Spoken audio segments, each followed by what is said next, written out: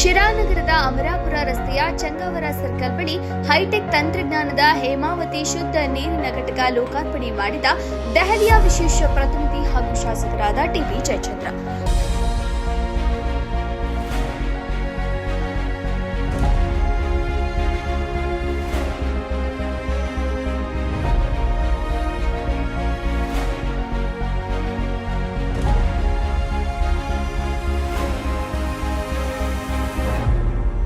ಲೋಕಾರ್ಪಣೆ ಕಾರ್ಯಕ್ರಮದಲ್ಲಿ ಮಾತನಾಡಿದ ಅವರು, ಕ್ಷೇತ್ರದ ಜನತೆಗೆ ಶುದ್ಧ ಕುಡಿಯುವ ನೀರು ಸಿಗಬೇಕು ಎಂಬುದು ನಮ್ಮ ಉದ್ದೇಶ.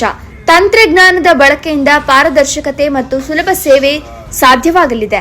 ಡಿಜಿಟಲ್ ಯೋಗಕ್ಕೆ ತಕ್ಕಂತೆ ಈ ಘಟಕವನ್ನು ವಿನ್ಯಾಸಗೊಳಿಸಲಾಗಿದೆ ಎಂದರು.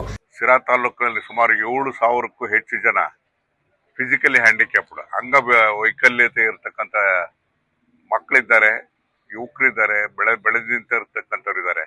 ಅದೆಲ್ಲದೂ ಕೂಡ ಈ ನೀರಿನಿಂದಾಗಿ ಆಗಿರ್ತಕ್ಕಂಥ ವೈಕಲ್ಯತೆ, ಆ ವೈಫಲ್ಯತೆಯನ್ನ ಸರಿಪಡಿಸೋದಕ್ಕೋಸ್ಕರ ಗುಣಮಟ್ಟದ ನೀರು ಕೊಡಬೇಕು ಅಂತಕ್ಕಂಥ ಉದ್ದೇಶ ನಂದಾಗಿದೆ. ಬಹುಶಃ ಇಡೀ ದೇಶದಲ್ಲಿ ಯಾವ್ದಾರು ಕ್ಷೇತ್ರದಲ್ಲಿ ಇಷ್ಟೊಂದು ದೊಡ್ಡ ಮಟ್ಟದ ಬ್ಯಾರೇಜ್ಗಳಾಗಿದೆ ಅಂತ ಹೇಳಿದ್ರೆ ಬಹುಶಃ ನನ್ನ ಲೆಕ್ಕದಲ್ಲಿ ದೊಡ್ಡ ಬ್ಯಾರೇಜ್ಗಳು ಅನ್ನಿಸ್ಕೊಂಡು ಒಂದು 40 ಆಗಿರ್ಬೇಕು. ಆಮೇಲೆ 1 ಕೋಟಿ ಆಸುಪಾಸಲ್ಲಿ ಇರ್ತಕ್ಕಂಥದ್ದು ಒಂದು 200-250 ಕೋಟಿ ಬ್ಯಾರೇಜ್ಗಳಾಗಿರ್ತಕ್ಕಂಥದ್ದು. ಇದೆಲ್ಲದೂ ಕೂಡ ಅಂತರ್ಜಲವನ್ನ ಜಾಸ್ತಿ ಮಾಡ್ತಕ್ಕಂಥದ್ದು. ನೀರನ್ನ ಸಂಗ್ರಹಿಸಿ ಅದನ್ನ ಯಾವಾಗ ಬೇಕಾದ್ರೂ ಉಪಯೋಗಿಸಬೇಕು. ನೀರನ್ನ ಅತ್ಯಂತ ಎಚ್ಚರಿಕೆಯಿಂದ ಬಳಸುವಂತ ರೀತಿಯಲ್ಲಿ ಆಗ್ಬೇಕು. ಇದನ್ನ ಜನ ಅರ್ಥ ಮಾಡ್ಕೋಬೇಕು. ಯುವ ಕಾಂಗ್ರೆಸ್ನ ಮುಖಂಡರುಗಳಾದ ಅಂಜನ್ ಕುಮಾರ್, ಹೇಮಂತ್ ಗೌಡರವರು ಈ ಘಟಕವನ್ನ ಸ್ಥಾಪಿಸುತ್ತಿರುವ ಉದ್ದೇಶ ಸಾರ್ವಜನಿಕರ ಅನುಕೂಲಕ್ಕಾಗಿ. ಕೇವಲ ₹1ಗೆ 1 ಲೀಟರ್, ₹2ಗೆ 2 ಲೀಟರ್ ಹಾಗೂ ₹5ಗೆ 20 ಲೀಟರ್ ಶುದ್ಧ ಕುಡಿಯುವ ನೀರನ್ನು ನೀಡುವ ಉದ್ದೇಶವಿದ್ದು, ಈ ವಾಟರ್ ಪ್ಲಾಂಟ್ನಲ್ಲಿ ನಗದು ಪಾವತಿಯ ಜೊತೆಗೆ ಡಿಜಿಟಲ್ ಪಾವತಿ ವ್ಯವಸ್ಥೆಗೂ ಆದ್ಯತೆ ನೀಡಲಾಗಿದೆ. ಸ್ಕ್ಯಾನರ್ ಮೂಲಕ ಹಣ ಪಾವತಿಸಿ ಸುಲಭವಾಗಿ ನೀರನ್ನು ಪಡೆಯಬಹುದು ಎಂದರು. ನಮ್ಮ ಅಂಜನ್ನು, ಹೇಮಂತ ಇವರಿಬ್ಬರು ಬಹಳ ಕ್ರಿಯಾಶೀಲವಾಗಿ ಮಾಡಲೇಬೇಕು ಇದು ಅಂತ ಹೇಳಿ ಹೇಮಾವತಿ ಹೆಸರನ್ನ ಇಡಬೇಕು ಅಂತ ಹೇಳಿ ಹಠ ಮಾಡಿದವರು ಅವರು. ಅವರ ಪ್ರಯತ್ನ ಒಳ್ಳೆ ಪ್ರಯತ್ನ.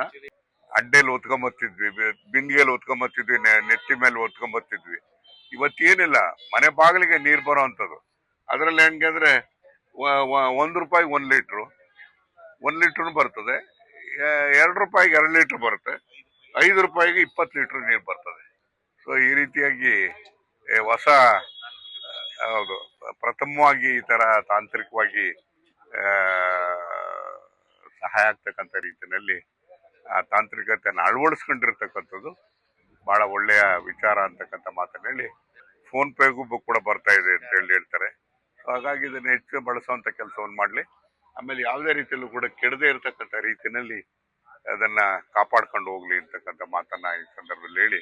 ಈ ಸಂದರ್ಭದಲ್ಲಿ ಸಿರಾ ನಗರಸಭೆಯ ಅಧ್ಯಕ್ಷರಾದ ಜೀಶನ್ ಮೊಹಮ್ಮದ್, ಜೀನಿ ಸಂಸ್ಥೆಯ ಮಾಲೀಕರಾದ ದಿಲೀಪ್ ಕುಮಾರ್, ಆಯುಕ್ತರಾದ ರುದ್ರೇಶ್ ಸೇರಿದಂತೆ ಇತರೆ ಪದಾಧಿಕಾರಿಗಳು, ಸಾರ್ವಜನಿಕರು ಉಪಸ್ಥಿತರಿದ್ದರು.